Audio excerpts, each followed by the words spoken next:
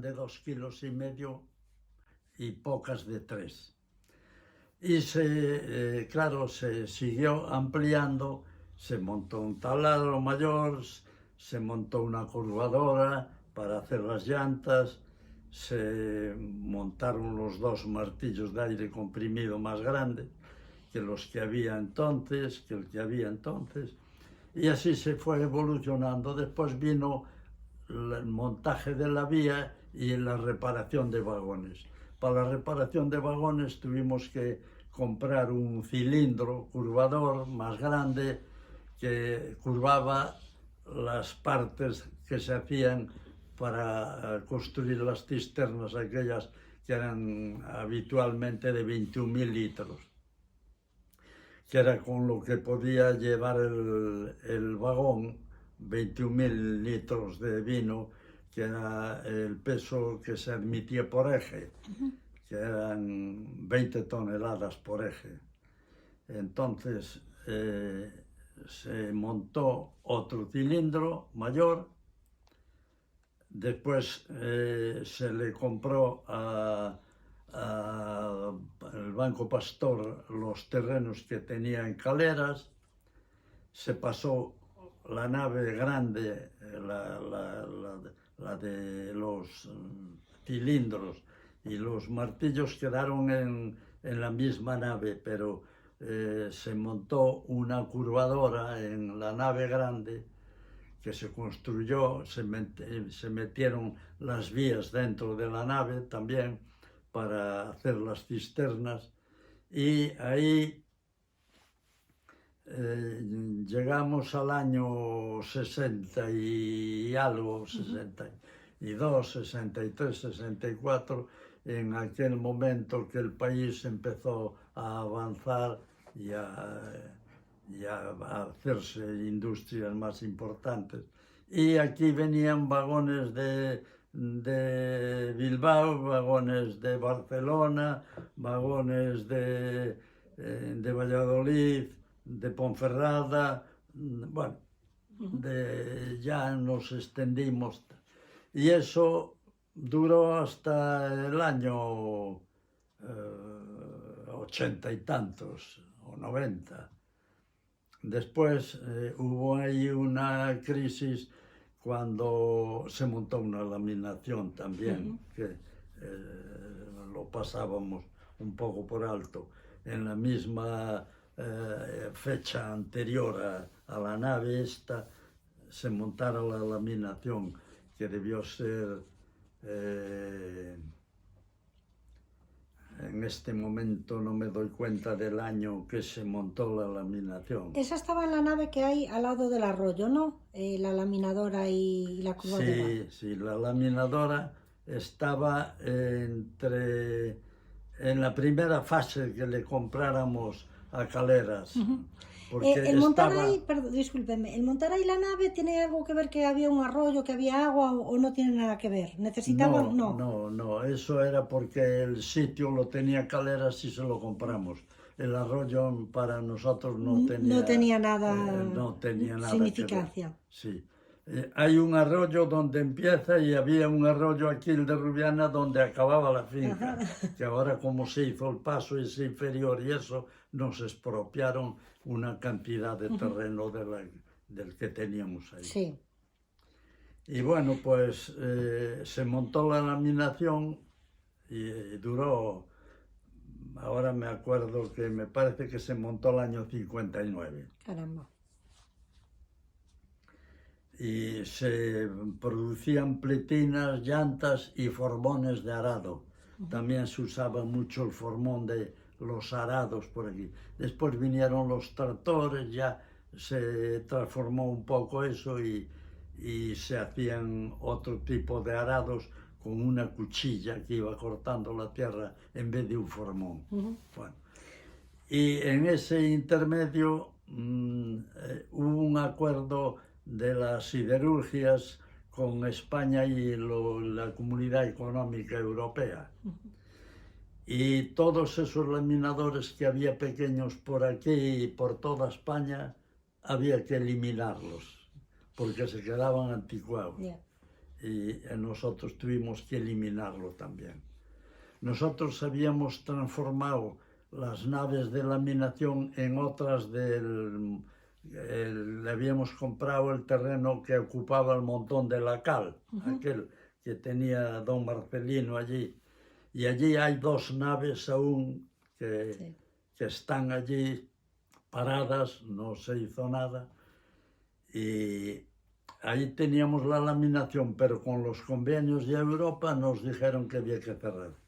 Y ayudaron algo, pero claro, no lo suficiente para poder cerrar y decir, bueno, este negocio se cierra porque no puede existir. Pero fue así, fue así. Mal. Fue un acuerdo que a nosotros nos perjudicó muchísimo. Entonces, después ya pasan a las otras naves, a las grandes, que es donde hacen las curvaturas. Después de parar la laminación, seguimos con la nave grande y montamos una curvadora porque empezó a fabricarse en la sección de construcciones metálicas, se empezaron a fabricar cerchas. Sí. Y empezamos con el túnel de Sobradelo, el que hay entre Sobradelo y ¿cómo se llama el pueblo siguiente? Quereño. Quereño. Antes de Quereño. Pumares. Pumares. Entre Sobradelo y Pumares metieron el SIL a salir ahí al río de Casollo.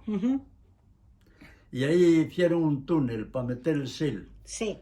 Y hubo que hacerle unas cerchas. Y entonces pensamos en comprar una máquina. Y se compró una curvadora que curvaba esos perfiles perfectamente. Pero era muy lenta. Y entonces en el año 92, me parece que fue, se compró, fuimos a Italia a ver una curvadora que había, y ya estaba mi hermano Santiago enfermo, y fui con el hijo, con Santiago hijo, y vimos la curvadora y la compramos. Y vinimos aquí y aquella era una preciosidad como trabajaba. Hicimos una instalación también para que todas las cerchas nos salieran iguales, con unos nonios, con unas reglas y con el ordenador para que nos diera los grados de cada corte que tenía que hacer si se hacían unas cerchas así, en forma de herradura. Que como dije yo en una ocasión, parece que estamos evolucionando de la herradura del caballo que tiraba a la herradura grande del túnel que lleva lo mismo que llevaba la herradura, pero en más capacidad. A lo grande, una herradura a lo grande, ¿no? Claro. Y eso sujeta, es un sostenimiento para los túneles muy bueno, muy bueno. Y eso hicimos muchísimas y se hacían muy bien. Opinión de algún ingeniero, tenéis que estar a precio porque estáis un poquito más caros porque lo hacéis demasiado bien. Os preocupáis mucho de que vengan bien hechas. Nunca nos falló ninguna, mientras que de los demás algunos fallos hemos tenido. Bueno. Cuéntanos un poco, ya un poco para finalizar esta parte de empresa, ¿qué es lo que hizo Talleres Meleiro en esa T4? ¿Qué hizo? Talleres Meleiro en la T4. ¿Cuál fue cuáles son los tubos o en qué colaboró en la T4? En la terminal de Madrid. En la terminal de Madrid. Sí. Ahí le hicimos unos curvados de unas US para los tejados. Sí, le hicimos unos curvados de U para los tejados y parece que querían hacer la forma de una ola. Así. Y eso fue lo que hizo Talleres Melito. Y se hicieron muchísimas para EMESA, que tenía contratado una parte de las obras de la T4. De la T4. Sí, no me acordaba yo de eso. Ahora la empresa, bueno, antes de todo esto que nos está pasando con la pandemia, son distribuidores de gas, siguen evolucionando, se sigue evolucionando, ¿no? Se sigue haciendo estas curvaturas. Sí. ¿Y en qué punto estamos ya para finalizar? Bueno, pues en este momento está mi hijo, es el que tiene los poderes y está en gestiones, sí, con 2 o 3 propietarios que parece que tienen interés por quedarse con los talleres. Nosotros ahí tenemos todo en regla, todo bien organizado y bien